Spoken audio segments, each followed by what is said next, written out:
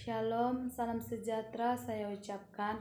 Perkenalkan, nama saya Devita Sari Purba dengan NPM 19110105.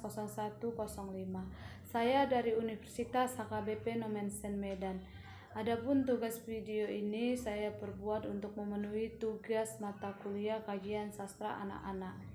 Di sini saya membuat video untuk bercerita dongeng yang berjudul Putri Duyung. Halo anak ibu. Halo.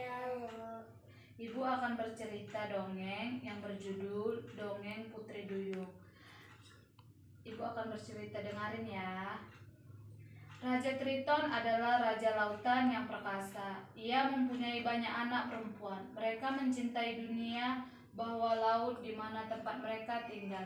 Tetapi Ariel, yaitu anak bungsunya, memimpikan dunia di atas permukaan air, dunia manusia. Meskipun ayahnya telah memperingatkannya agar tidak ke dunia manusia, Ariel mengabaikannya. Dia sering berenang ke permukaan laut untuk melihat dunia yang berada di atas permukaan air. Ariel dan sahabatnya yang bernama Flounder senang sekali mengunjungi Skittles, si burung camar. Skittles itu memberitahu mereka tentang segala barang manusia yang ditemukan Ariel di dasar laut. Suatu hari, Raja Triton mengetahui bahwa Ariel sering pergi ke permukaan laut. Mengetahui itu, Raja Triton sangat marah. Dia mencemaskan keselamatan anak perempuannya, Ariel. Raja Triton meminta sahabat kepercayaannya, Sebastian si kepiting, untuk mengawasi Ariel. Beberapa hari kemudian, Ariel melihat ada kapal melintas di permukaan laut. Manusia, seru Ariel sambil bergegas berenang mendekati kapal itu. Oh, tidak, teriak Sebastian si kepiting. Sebastian dan Flounder segera mengejar Ariel. Ketika Ariel muncul di permukaan air, Ariel melihat sebuah kapal besar penuh pelaut yang bernyanyi dan menari-nari. Mata Ariel bercahaya ketika dia melihat pemuda gagah para pelaut lain menggailnya, Pangeran Erik. Ariel jatuh cinta pada Pangeran Erik di pandangan pertama itu. Tiba-tiba langit menjadi gelap dan petir menyambar-nyambar. Kapal yang dinaiki Pangeran Erik bukanlah tandingan badai yang dahsyat itu. Kapal itu terombang-ambing, ombak begitu besar dan seketika Pangeran Erik terlempar ke laut. Aku harus menyelamatkannya, teriak Ariel. Dengan cepat Ariel berenang ke tempat Pangeran Erik terlempar. Pangeran Erik hampir tenggelam, lalu Ariel membawanya berenang ke tepi pantai. Pangeran Erik tidak bergerak ketika Ariel menyentuh wajahnya dengan lembut dan menyanyikan sebuah lagu cinta yang indah untuknya. Sebuah nyanyian yang indah dengan suara Ariel yang merdu. Tak lama kemudian Ariel mendengar anak buah Pangeran Erik sedang mencarinya. Ariel tak ingin dilihat manusia, diciumnya Pangeran Erik. Lalu Ariel segera menyelam kembali ke laut. Pangeran Erik siuman dan menemukan Sir Grimsby, seorang pelayanannya yang setia di sisinya. Apa yang terjadi? Tanya Sir Grimsby kepada Pangeran Erik. Dia senang Pangeran Erik masih hidup. Ada seorang gadis, kata pangeran yang masih kelihatan bingung. Seorang gadis telah menyelamatkan aku, lalu menyanyi. Suaranya begitu merdu. Belum pernah mendengar suara semerdu itu. Aku ingin menemukan gadis itu dan aku ingin menikahinya. Rupanya Pangeran Erik juga telah jatuh cinta pada pandangan pertama. Raja Triton mendengar bahwa Ariel jatuh cinta pada seorang manusia. Mengetahui hal itu, Raja Triton sangat marah. Dia segera berenang ke gua tempat Ariel menyimpan koleksi barang-barang miliknya.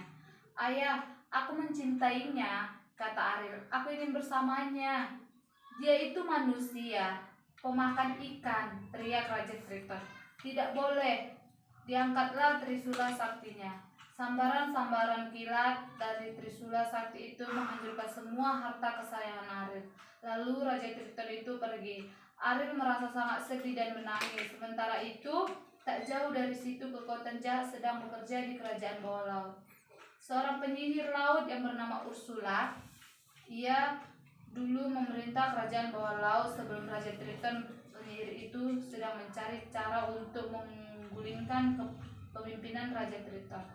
Melalui bola kristalnya, Ursula melihat Ariel yang sedang menangis.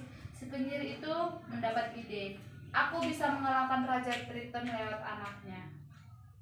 Lalu si penyihir itu mengirim sepasang pelayan belut yang bernama Flotsam dan Jetsam untuk pergi ke gua di mana Ariel berada.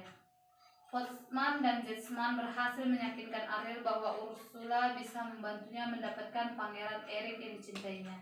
Saat itu Ariel sedang sedih sekali. Dia mengabaikan peringatan Sebastian si kepiting dan ikut pergi bersama Flotsam dan Jetsam untuk menemui si penyihir laut. Aku punya tawaran untuk anak cantik, kata Ursula ketika Ariel sudah memasuki tempat kediaman. Tawaran? Tanya Ariel lugu. Ya, kata si penyihir, aku akan membuatmu menjadi manusia selama 3 hari, dan kau akan menemui pangeranmu. Jika kau bisa membuatnya menciummu sebelum matahari terbenam, pada hari ketiga kau akan bersama-sama selamanya sebagai manusia. Jika tidak menciummu, kau akan berubah kembali menjadi putri duyung, dan kau akan menjadi tawananku. Dan imbalan untuk tawaran ini adalah suaramu, kata si penyihir. Suaraku? Tanya Ariel terkejut. Aku tak akan bisa berbicara atau menyanyi. Bagaimana aku bisa membuat pangeran jatuh cinta padaku? Kau masih punya wajahmu yang cantik, jawab penyihir itu. Lalu Ariel menyetujui tawaran Ursula. Si penyihir laut itu menggunakan kekuatan sihirnya. Sihir itu membuat ekor Ariel lenyap. Kini Ariel mempunyai sepasang kaki dan Ariel telah menjadi manusia. Pada saat yang bersamaan suaranya meninggalkan tubuhnya dan ditangkap dalam sebuah kerang oleh si penyihir laut. Lalu Ariel ingin mencari pangeran. Ariel dibantu sahabat-sahabatnya untuk pergi ke pantai. Dia mencoba berbicara kepada mereka tetapi tak ada suara yang keluar dari mulutnya. Tak lama kemudian Ariel bertemu dengan Pangeran Eric yang telah jatuh cinta kepadanya sejak mendengarnya bernyanyi.